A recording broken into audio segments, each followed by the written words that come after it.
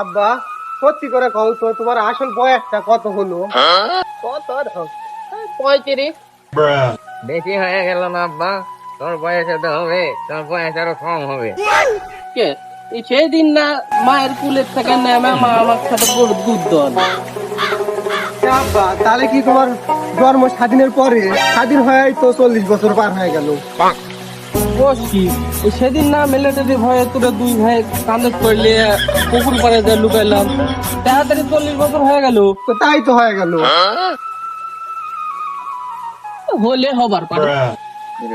তাহলে আব্বা আমার বয়সই তো তাহলে 40 পার হয়ে গেল। হবার পারে।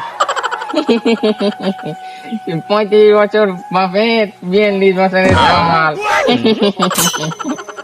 মা তোমাকে এমনি এমনি এমনি বকে বুড়া বানায়নি, তুমি আসলেই বুড়া হয়ে গেছো আব্বা, তুমি আসলেই বুড়া হয়ে গেছো।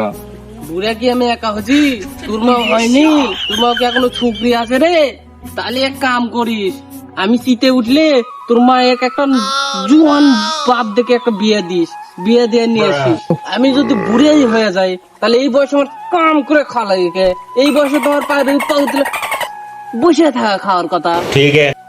সেই কথা তুমি তোমার বড় ভাইটাকে জিজ্ঞেস করো, ও কি দোকানে ব্যবসা করবে যায় না মানুষের সাথে গল্প করবে যায়?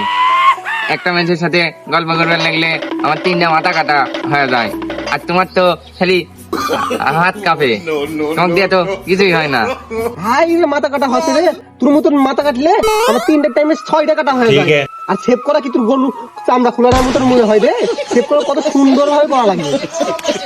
এই সুকুমার যখন সেভ করে খরিদ্দার টেরও পায় না, খুর চলে না, টিপড়ে চলে, খরিদ্দার বুঝাও পায় না।